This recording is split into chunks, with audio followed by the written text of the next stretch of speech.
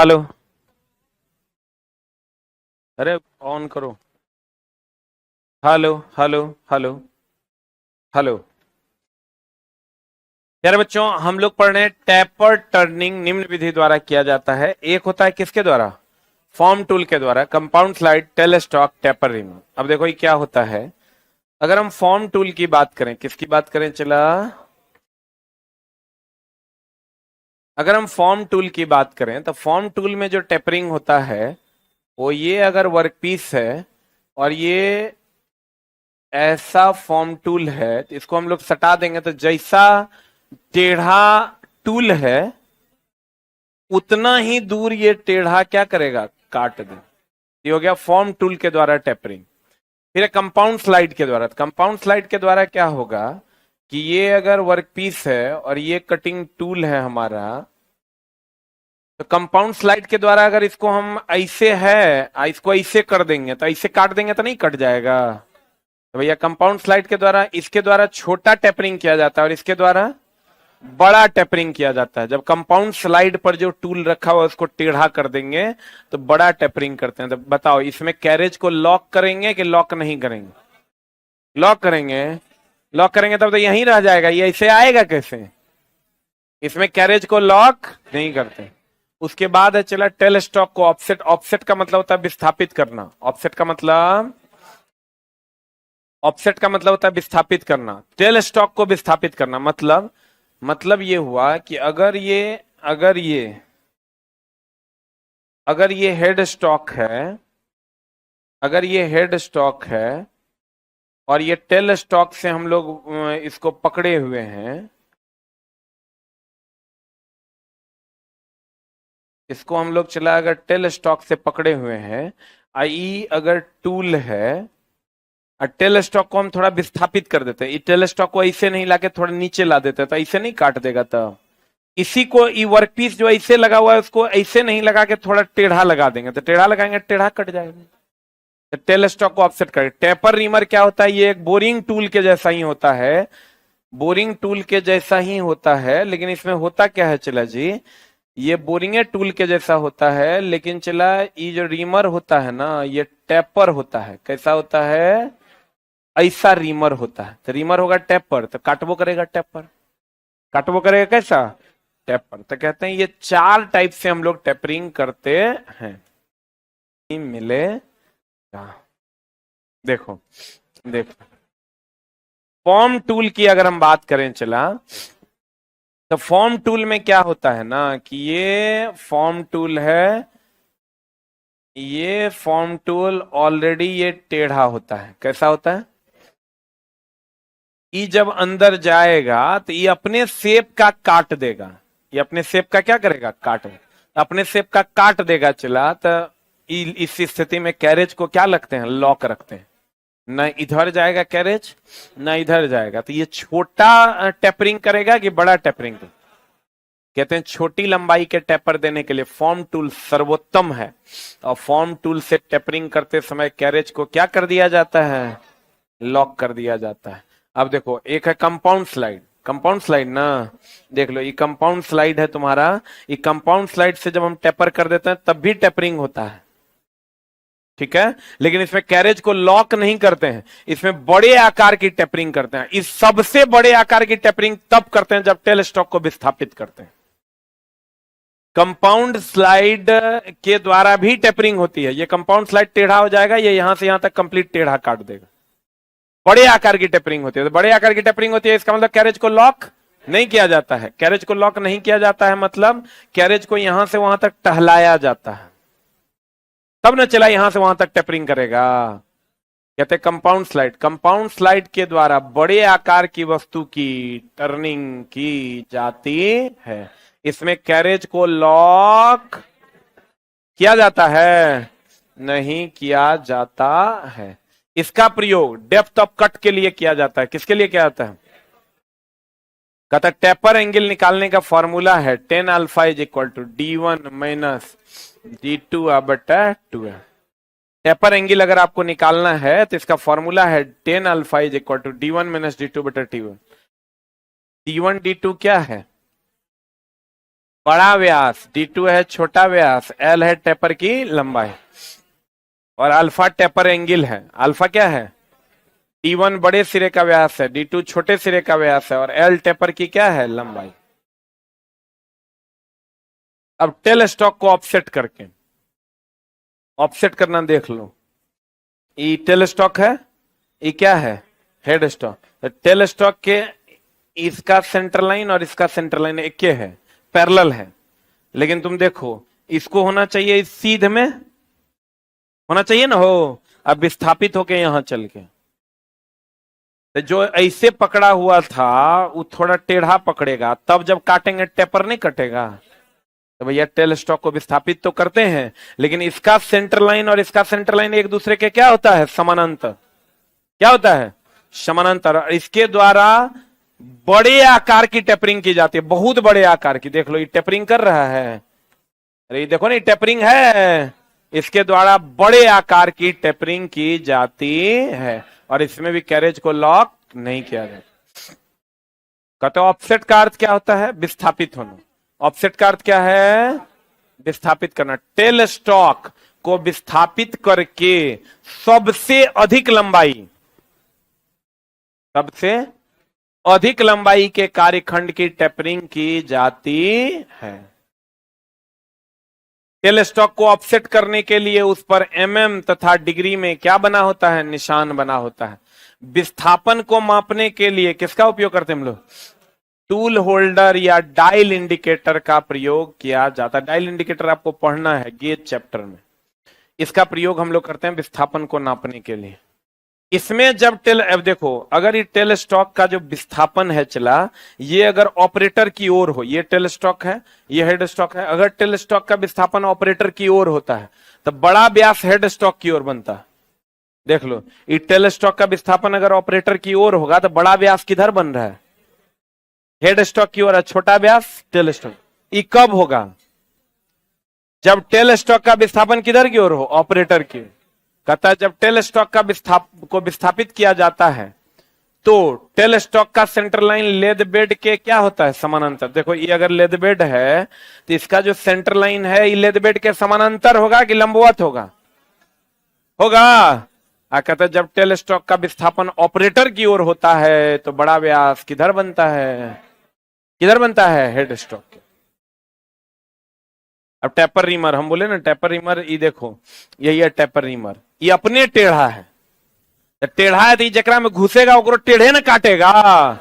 तो कहते हैं यह ड्रिले बीट जैसा होता है। ये टेपर रीमर जो है ड्रिले बीट जैसा होता है।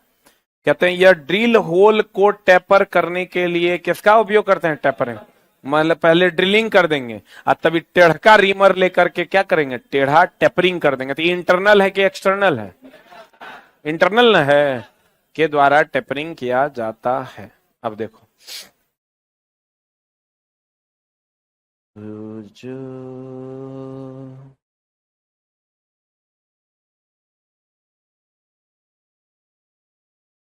टेपरिंग की अगर हम बात करें तो टेपरिंग एक तो फॉर्म टूल से होता है, दूसरा कंपाउंड स्लाइड से होता है,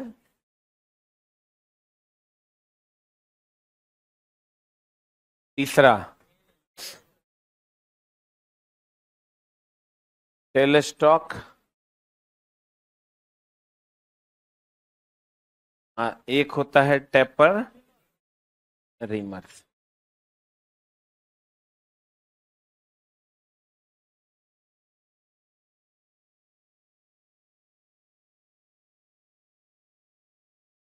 अब चला गौर फरमाइएगा, फॉर्म टूल से छोटे आकार की टेपरिंग की जाती है। किस आकार की? छोटे आकार की टेपरिंग की जाती है। कंपाउंड स्लाइड से बड़े आकार की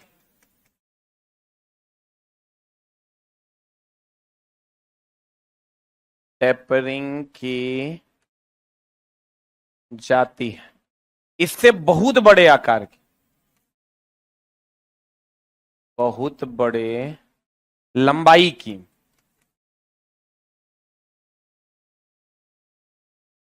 यहां भी लंबाई ही सही वर्ड होगा।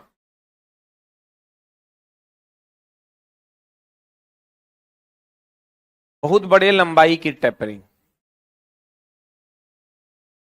इसमें इंटरनल टेपरिंग की जाती है।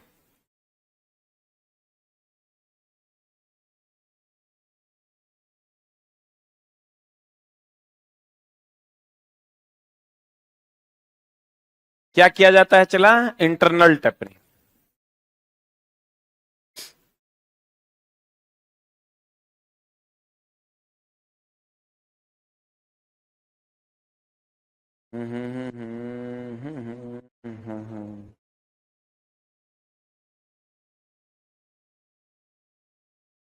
फोटो खींचता है रे, थक चुट्टा लिख लेगा इतना दिन।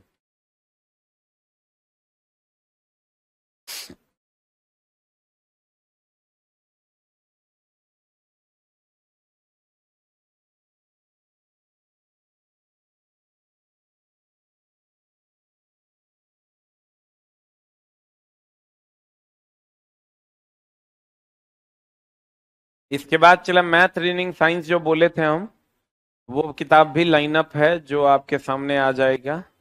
उसके बाद सिर्फ एकमात्र किताब आएगा जो बहुत लेट से आएगा, वो है न्यूमेरिकल का किताब। एकदम लास्ट टाइम में आएगा, या उसका पीडीएफ आ जाएगा हो सकता है 15-20 पन्ने का। और उसके बाद कोई किताब नहीं आएगा एएलपी टेक्नीशियन से संबंधित। अब चला, एक सब्जेक्ट का एक किताब तो जरूरी है। इंजीनियरिंग ड्राइंग के लिए एक किताब जरूरी है, साइंस के लिए एक किताब जरूरी है, न्यूमेरिकल भी तुमको पढ़ना पड़ेगा। सब्जेक्ट वाइज बुक नहीं रहेगा तो पढ़ोगे क्या ओल सिंह से? तुम कहोगे सर इतना बुक हो गया, तो सब्जेक्ट भी तो उतना है। जितना सब्जेक्ट है उतना बुक पढ़ोगे तभी ना तो हर काम होगा। हाँ, एक ही सब्जेक्ट का 5 बुक नहीं पढ़ोगे, एक सब्जेक्ट का एक को किताब तो पढ़ना ना पड़ेगा रे। तुम कहोगे नहीं नहीं बाप रे बाप 8 गो बुक हो गया, तो 8 गो सब्जेक्ट भी तो है।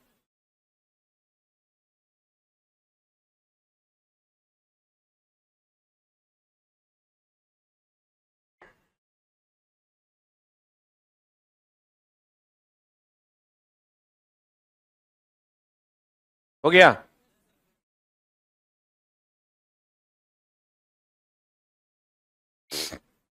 अरे हुआ?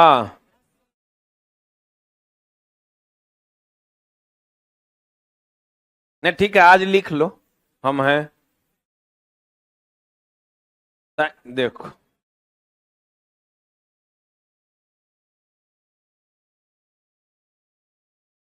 हो गया?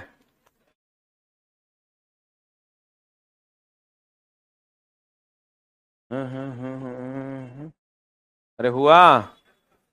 जल्दी लिखो।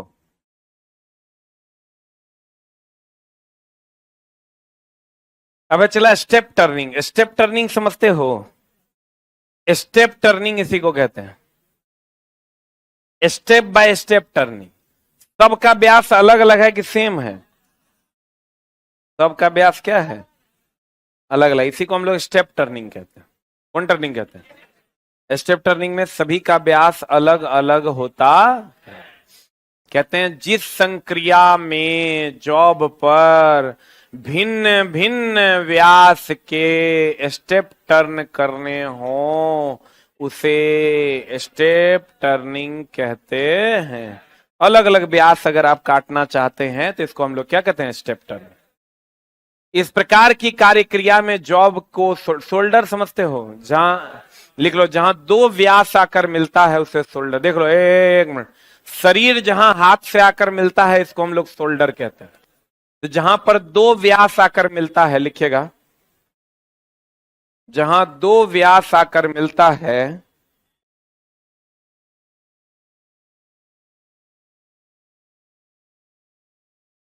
उसे शोल्डर कहते हैं।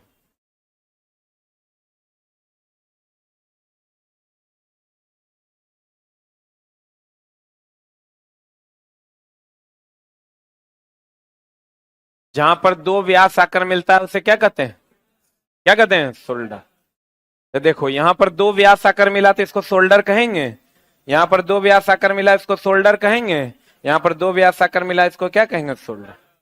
कहते हैं इस प्रकार की कार्य क्रिया में जॉब को शोल्डर या स्टेप के साथ बनाया जाता है। ये अलग अलग व्यास होता है तो शोल्डर हो गया, अरे अलग अलग व्यास हुआ तो शोल्डर हुआ, स्टेप हुआ कि नहीं हुआ। कहता है कार्य क्रिया में जॉब को शोल्डर या स्टेप के साथ बनाया जाता है, इसलिए इसे स्टेप टर्निंग कहते हैं। यह संक्रिया जॉब को केंद्रों के मध्य या चक आदि से पकड़, इसको चलाई वर्कपीस को चक या फेस प्लेट पर पकड़िएगा तभी ना ये क्रिया कीजिएगा। स्टेप बाय स्टेप जो काटिएगा, ये इसे जो काटिएगा तो इसको तो पकड़ना ना होगा, चला वर्कपीस को तो यहां पकड़ना होगा तभी ना स्टेप बाय स्टेप काटिएगा। बोले वे नहीं करें। अब पहले एक साइड से पकड़ के इस साइड काट देंगे, अब फिर इधर से पकड़ के इधर काट देंगे। अरे बोलो ना रे, पहले एक तरफ से पकड़ के इधर से काट देंगे, अब फिर इधर से पकड़ के इधर वाला में काट देंगे। बोलो ना रे। यह संक्रिया जॉब के केंद्रों के मध्य या चौक आदि से पकड़कर किया जाता है। इसको नहीं पढ़ना है, सीधा लिखो, यहां पर लिखना बारी बारी से कार्यखंड को, बारी बारी से कार्यखंड को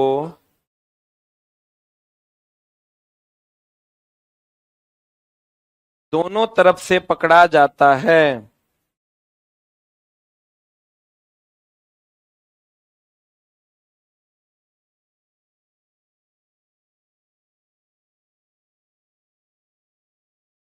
क्या लिखा? बारी बारी से कार्यखंड को दोनों तरफ से पकड़ा जाता है।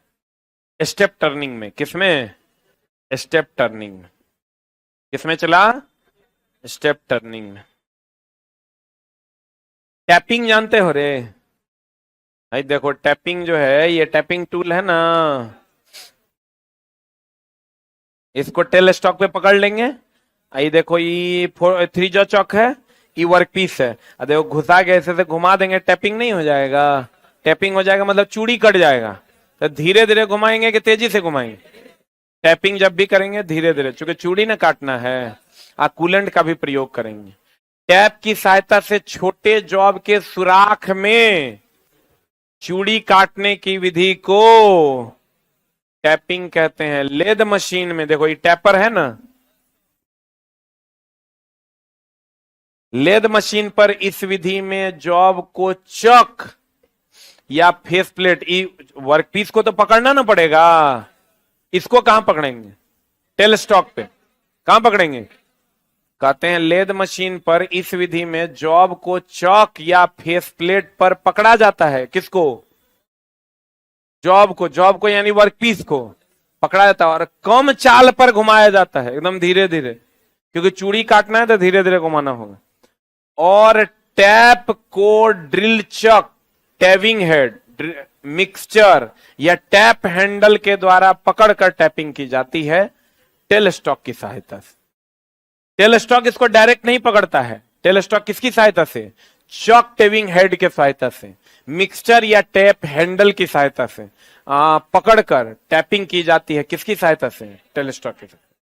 यानी कहने का एक मतलब यह है, उतना नहीं जानना है तुमको। ये भी जैसे चला क्या है कि टेल स्टॉक जो है पहले किसी और चीज को पकड़ता है, आप इसे समझ लें।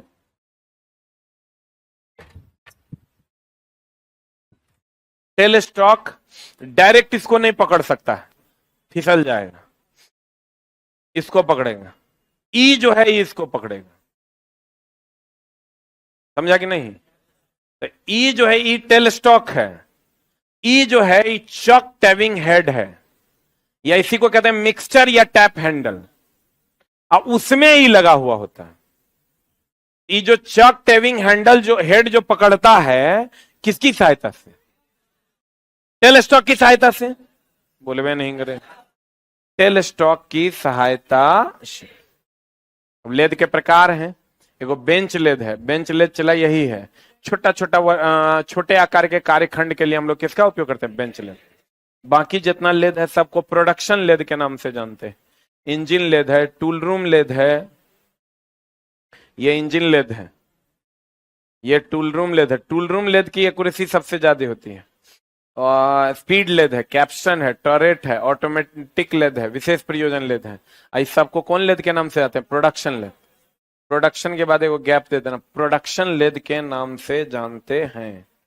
आप आपको पूछेगा छोटे आकार के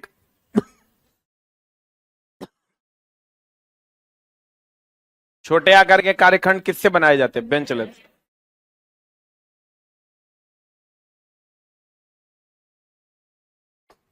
छोटे आकार के कार्यखंड बेंच लेद से। अभी हम लोग जो पढ़े हैं वो बेंच लेद पढ़े हैं। ये सब अलग अलग प्रकार का लेद अलग अलग जगहों पर आवश्यकता अनुसार प्रयोग करते हैं। अब तो चला सही पूछो तो ऑपरेटर का काम ही खत्म हो गया। अब सीएनसी मशीन आ गया है, ऑपरेटर का कोई काम नहीं है। कंप्यूटर न्यूमेरिकल कंट्रोल्ड है, मतलब उसमें अब तुम समझो जे काम इंजीनियर करके निकलता है वही वहां झाड़ू लगाने वाला भी वही काम कर लेता है नेक्स्ट शिफ्ट में। जे काम इंजीनियर करके निकलता है ना, वो काम झाड़ू जो वहां लगाता है ना वो कर लेता है अगले शिफ्ट में, इसलिए कि काम ही बहुत आसान है। वर्कपीस तुम डाल दिया ना, थोड़ा फीड देना, ना डेप्थ ऑफ कट देना है, ना टूल चलाना है, ना कंपाउंड स्लाइड, ना टेल स्टॉक, कुछ नहीं चलाना है। बस काम करना क्या है वो इंस्ट्रक्शन उसको दे देना है, कितना काटना है सब इंस्ट्रक्शन उसको दे दो और छोड़ दो, 40 मिनट के बाद तैयार वर्कपीस निकाल लो। कुछ कोड पहले से डाला रहता, तू डालेगा? भारत में खुलवो नहीं करता है वो। अरे भाई भारत बनाता भी नहीं है।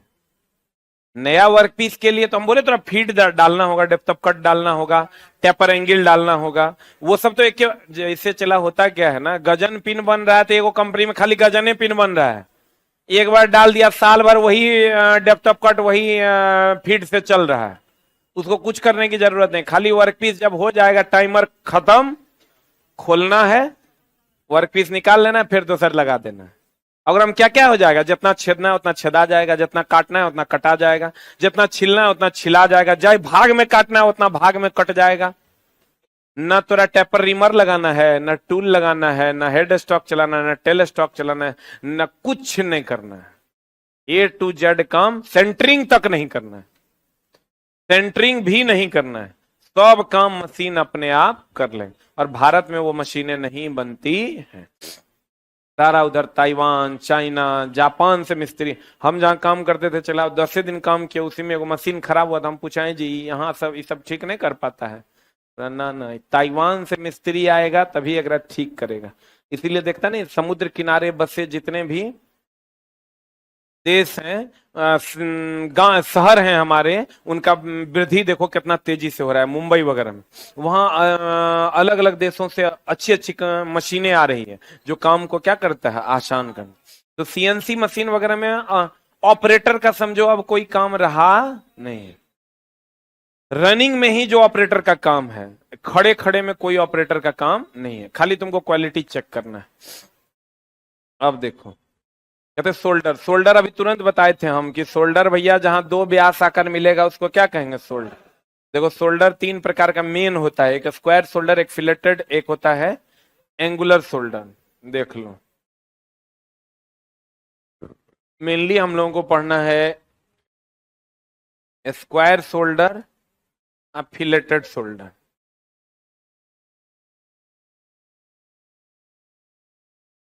स्क्वायर सोल्डर और फिलेटेड सोल्डर। क्या पढ़ना चला, स्क्वायर सोल्डर और फिलेटेड सोल्डर। स्क्वायर सोल्डर ऐसा होता है, फिलेटेड सोल्डर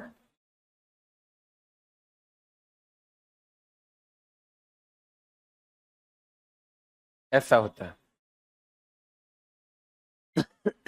अब एक बात बताओ,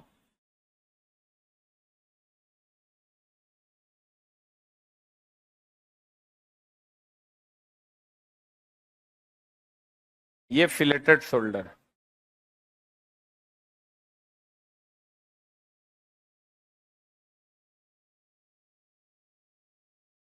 देखो स्क्वायर शोल्डर में क्या होता है, चला मेल फीमेल खपो खप बैठ जाता है, इसमें मेल फीमेल खपो खप नहीं बैठता है। देख लो ये फिलेट निकला हुआ रहता है, बोलन रे। इसका ये जो एंगल होता है जहां ये मिलता है वो कितना डिग्री होता है, 90। ये 90 डिग्री होगा, ये 90 डिग्री नहीं होता। इसमें मेल फीमेल पूरा खपो खप मिलता है, इसमें मेल फीमेल खपो खप नहीं मिलता। लेकिन बताओ स्ट्रेंथ किसका ज्यादा होगा, मजबूती। फिलेटेड में यहां माल ज्यादा है तो यहां मजबूती ज्यादा ना होगा इसका, इसका स्ट्रेंथ जो होगा ज्यादा होगा। इसका स्ट्रेंथ क्या होगा, मजबूती क्या होगा, इसका मजबूती क्या होगा, चला कम होगा। इसका स्ट्रेंथ कम होगा, इसका स्ट्रेंथ ज्यादा होगा। ये मेल फीमेल इसमें खपो खप मिलेगा, इसमें मेल फीमेल खपो खप नहीं मिलेगा। इसका जो ये एंगल होगा वो कितना डिग्री होगा, 90 डिग्री। इसका 90 डिग्री नहीं होगा। विभिन्न व्यास के मिलान बिंदु, विभिन्न व्यास के मिलान बिंदु को शोल्डर कहते हैं। शोल्डर निम्न प्रकार के होते हैं। कौन shoulder, square shoulder, filleted shoulder, bevel shoulder, undercut shoulder. तो मेनली हम लोग स्क्वायर और देखो ये स्क्वायर है, ये कौन है, एकदम 90 डिग्री पर।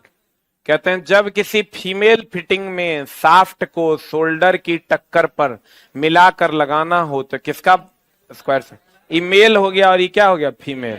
टक्कर में लगाना हो तो स्क्वायर शोल्डर का प्रयोग करते हैं। फिलेटेड शोल्डर, फिलेटेड शोल्डर कहते हैं स्क्वायर शोल्डर में समकोण का निर्माण होता है। देखो ये स्क्वायर शोल्डर में समकोण का निर्माण होता है, फिलेटेड में समकोण का निर्माण होता है। कहता है स्क्वायर शोल्डर में समकोण का निर्माण होता है जबकि फिलेटेड शोल्डर में समकोण का निर्माण नहीं होता है। फिलेटेड शोल्डर का सामर्थ्य स्क्वायर शोल्डर की तुलना में किसका सामर्थ्य अधिक है, फिलेटेड का, क्योंकि यहां माल ज्यादा ना है। फिलेटेड शोल्डर का सामर्थ्य अधिक है। फिलेटेड शोल्डर का उपयोग सामर्थ्य को क्या करने के लिए, बढ़ाने के लिए, घटाने के लिए। फिलेटेड शोल्डर का उपयोग, फिलेटेड शोल्डर का उपयोग स्ट्रेंथ यानी सामर्थ्य को क्या करने के लिए, बढ़ाना। इसमें 90 डिग्री होगा, इसमें 90 डिग्री नहीं होगा, बोलो रे। इसमें 90 डिग्री होगा, इसमें 90 डिग्री नहीं होगा। स्क्वायर शोल्डर का सामर्थ्य कम होगा, फिलेटेड का सामर्थ्य ज्यादा होगा। अब लेद से संबंधित कुछ महत्वपूर्ण बात बताओ। कास्ट आयरन की ड्रिलिंग करेंगे, कूलेंट देंगे, नहीं देते। एल्युमिनियम में केरोसिन का तेल, याद है पिछला चैप्टर में पढ़ाए थे। इसलिए कास्ट आयरन की अगर ड्रिलिंग कर रहे हैं तो कूलेंट नहीं देते हैं क्योंकि वो भंगूर होता है। कैसा होता है, कहता कास्ट आयरन की ड्रिलिंग करते समय कूलेंट का उपयोग नहीं किया। और हाई स्पीड टूल का प्रयोग करते समय अगर माइल्ड स्टील की टर्निंग करने के लिए कटिंग स्पीड कितना से कितना मीटर पर मिनट, 25 से 31 मीटर पर मिनट हाई स्पीड टूल को का प्रयोग कर रहे हैं और माइल्ड स्टील की कटिंग कर रहे हैं, टर्निंग कर रहे हैं, तो स्पीड होगा 25 से कितना, 31 मीटर पर मिनट। जिग और बुश ये पढ़ाएंगे, चलो हम आगे कि धातु किसकी बनी होती है, टूल स्टील की। जॉब के सही होने की जांच किससे करते हैं, गेज से। देखो ये गेज है, जॉब सही है कि नहीं इसका उपयोग गेज से। आप कहेंगे हम गेज नहीं जानते, तो गेज एगो चैप्टरे है। कहता विभिन्न धातुओं के लिए कटिंग स्पीड बताओ, अलग अलग धातु के लिए कटिंग स्पीड अलग अलग कि सेम, डेप्थ ऑफ कट अलग अलग, वो तो डिपेंड करेगा कितना धसाना है, बोलो न रे। कहता है विभिन्न धातुओं के लिए कटिंग स्पीड फीड की मात्रा, कार्य की धातु तथा लेद के साइज द्वारा प्रभावित होगा कि नहीं। कटिंग स्पीड कितना रखेंगे वो तो डिपेंड करेगा कितना डेप्थ ऑफ कट दे रहे हैं, कितना धातु काट रहे हैं, बोलो न रे। लेद का साइज कैसा है, छोटा है कि बड़ा है, उसी हिसाब से कटिंग स्पीड रखेंगे। अब बताओ वोल्टेज कम ज्यादा होगा, मान लो काट रहे हैं, ये मोटर चल रहा है, वोल्टेज कम ज्यादा होगा तो लाइनिंग दिखाई देगा, जिसको हम लोग चैटरिंग कहते हैं। क्या कहते हैं, आप बोरिंग करते समय अगर डेप्थ ऑफ कट ज्यादा दे दोगे तब भी लाइनिंग होगा। लाइनिंग समझते हो, वर्कपीस पर जो है तुमको लाइन रुखरा लाइन दिखाई देगा। कहते हैं वोल्टेज को कम और अधिक होने के कारण चैटरिंग होता है, अर्थात कार्यखंड पर लाइन बन जाता है, सरल रेखा। बोरिंग करते समय फीड अधिक देने पर भी क्या हो जाता है, चैटरिंग। फीड बोले तो डेप्थ ऑफ कट, फीड बोले तो डेप्थ ऑफ कट। तो डेप्थ ऑफ कट अधिक देंगे चैटरिंग होगा, वोल्टेज कम ज्यादा होगा चैटरिंग होगा, और अब अलग अलग धातु को काटने के लिए कटिंग स्पीड अलग अलग, कटिंग स्पीड डिपेंड करेगा टूल कैसा है, वर्कपीस कैसा है, लेद का साइज कैसा है। बोलो ना, जॉब को नापने के लिए गेज का उपयोग करते हैं, कास्ट टर्न की ड्रिलिंग करते समय कूलेंट का प्रयोग नहीं करते, हाई स्पीड स्टील टूल का प्रयोग करते समय माइल्ड स्टील की टर्निंग करने के लिए कटिंग स्पीड कितना 25 से 31। बताओ स्क्वायर जो है वो मजबूत है कि फिलेटेड? फिलेटेड ना, क्योंकि यहाँ एक्स्ट्रा माल है। स्क्वायर जो है 90 डिग्री पर, फिलेटेड 90 डिग्री पर नहीं। इसमें मेल फीमेल खपो खप बैठ जाता है, इसमें बैठता नहीं। क्लियर है? उससे पहले हमने आपको पढ़ाया था टेपरिंग। बताओ फॉर्म टूल से सबसे छोटे आकार का टेपरिंग। ई दोनों में कैरेज को लॉक करेंगे बड़े लंबाई का टेपरिंग की जाता है कंपाउंड स्लाइड, इसमें बहुत बड़े, इसमें इंटरनल टेपरिंग किया जाता है। याद है ना? इंटरनल टेपरिंग किसमें करते हैं? टेपर रीमर के द्वारा। किसके द्वारा? जिन बच्चों का पहला क्लास है या दूसरा तीसरा या इस चैप्टर में आए हैं, अगले चैप्टर से आपको समझ में आएगा। अपने जगह पर बैठिए, अगले चैप्टर से आपको समझ में आएगा। ठीक है, अपने जगह पर बैठे रहो। ये रोटेशन बैच है, जिस चैप्टर से स्टार्ट कीजिएगा आपका थ्योरी उसी चैप्टर पे आके फिनिश हो जाएगा।